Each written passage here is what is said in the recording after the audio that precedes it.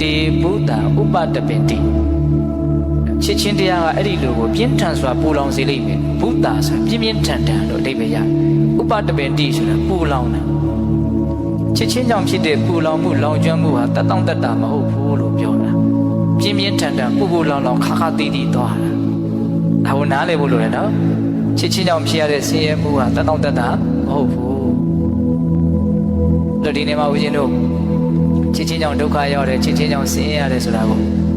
လူတွေဟာတွေးမိခဲ့တယ်များသောအားဖြင့်ချစ်စရာခင်စရာတွေနဲ့ချစ်နေခင်နေရရင်တာယာမှုကြည်နူးမှုအပြည့်နဲ့နေရတယ်လို့ထင်နေကြတ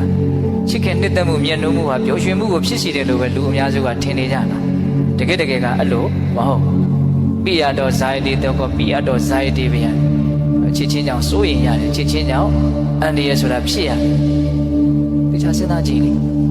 လက်တွေ့ဒကာဓမ္မတို့အိန္ဒိယစိတ်ထဲမှာပူလောင်နေရတာပင်မနေရတယ်တော်တော်များများကချစ်ရတဲ့မြတ်နိုးရတဲ့ပုံကိုယ်တွေနဲ့ပတ်သက်ပြီးတော့ပဲပူနေကြဟုတ်တယ်မဟုတ်လား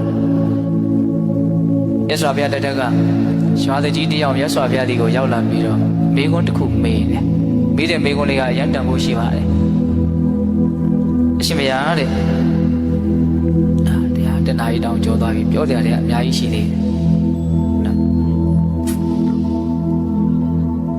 အမေးတယ်ဆိုတော့ပြောလဲစားတော့ဆုံးအောင်ပြောရတော့မှာပဲဟုတ်လာ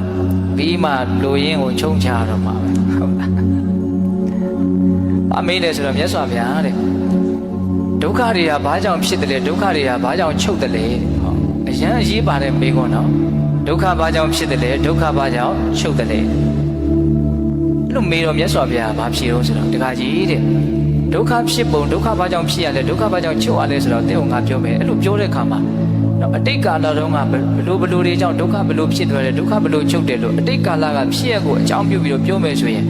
အဲ့ဒါငကိုယ်တုန်းကဖြစ်ခဲ့တဲ့ကိစ္စပါလို့တခါကြီးကယုံရင်မှယုံမယ်တဲ့ဒါကြောင့်အတိတ်ကာလတုန်းကအဖြစ်အပျက်ကိုအခြေခံပြီးတော့ဒုက္ခဘာကြောင့်ဖြစ်တယ်ဒုက္ခဘာကြောင့်ချုပ်တယ်လို့ငါမပြောဘူးတဲ့အနာဂတ်ကာလမှာဖြစ်အပျက်ကိုအခြေခံပြီးတော့ဒုက္ခဖြစ်ခြင်းချုပ်ခြင်းပြောမယ်ဆိုအဲ့ဒါနောက်မှဖြစ်မဲ့ကိစ္စဆိုပြီးတော့ပေါ့ရင်ပေါ့နေလိုက်မယ်ဒါကြောင့်အနာဂတ်နဲ့ပတ်သက်ပြီးတော့လည်းငါမပြောဘူးတဲ့အခုလုံးလုံးစင်ဟုတ်လားဒီနားမှာထိုင်နေတဲ့ငါကဒီနားမှာထိုင်နေတဲ့တင့်ကိုဒုက္ခဘာကြောင့်ဖြစ်တယ်လဲဒုက္ခဘာကြောင့်ချုပ်တယ်လဲဆိုတာကိုအခုလက်တွေ့ပြောမယ်ဟုတ်စကားပြောဘယ်လောက်ကျွမ်းကျင်လဲစဉ်းစားနော်ဒီနားမှာထိုင်နေတဲ့ငါကဒီနားမှာထိုင်နေတဲ့တင့်ကိုအခုထိုင်ရမထဒုက္ခဘာကြောင့်ဖြစ်လဲဒုက္ခဘာကြောင့်ချုပ်လဲဆိုတာကိုပြောမယ်တဲ့လောက်စိတ်ဝင်စားတဲ့ကောင်ပြောမပြောရသေးဘူးစိတ်ဝင်စားတဲ့ဖြစ်အောင်ပြောနိုင်တယ်နော်တခါကြီးတဲ့တင့်ကိုငါမေးမယ်အဲ့ဒီတခါကြီးကဥရဝေလကပ္ပမှာနေကုန်းရောက်မှနေတာဟောဒီဥရဝေလကပ္ပမှာပဲတစုံတယောက်ဒုက္ခရောက်လို့ရှိရင်တင်ဒုက္ခရောက်ရမယ်အဲ့ဒီလိုတစုံတယောက်ရှိသလားတဲ့ဒါကြောင့်တယောက်ယောက်သေးလို့တယောက်ယောက်နားလို့ဖြားလို့တယောက်ယောက်အကြီးကျယ်ဒုက္ခရောက်လို့ကိုဒုက္ခရောက်ရမယ်အဲ့ဒါလိုတယောက်ယောက်ရှိသလားတဲ့ဟာရှိပါတယ်ဗျာတဲ့တယောက်ယောက်ဒုက္ခရောက်လို့ကိုဒုက္ခရောက်ရမယ်အဲ့ဒီတယောက်ယောက်ရှိသလားလို့မေးတာဘယ်လိုပြောလဲရှိတယ်အဲ့လိုဆိုရင်ဆက်မေးမယ်တစုံတယောက်ဒုက္ခရောက်လို့တင်ဒုက္ခမရောက်ရမယ်အဲ့ဒီလိုတစုံတယောက်ကိုရှိသလားတဲ့အဲ့ဒါလည်းရှိတာပဲတဲ့နားလည်လားမသိဘူးနည်းနည်းပြန်ပြောမယ်နော်တယောက်ယောက်ဒုက္ခရောက်လို့ကိုဒုက္ခရောက်သွားတယ်အဲ့ဒီလိုမျိုးတယောက်ယောက်ရှိသလားရှိတာပေါ့တယောက်ယောက်ဒုက္ခရောက်သွားလို့ကိုဒုက္ခမရောက်ဘူးဆိုတဲ့အဲ့လိုတယောက်ယောက်မျိုးရောရှိလားရှိတာပဲလေတချို့ဘယ်သူဘယ်လိုပဲဒုက္ခရောက်နေနေမောင်းနေနေလှမ်းနေလေကိုနဲ့ဘာမှမဆိုင်တာလေဘာမှကိုမှဒုက္ခမရောက်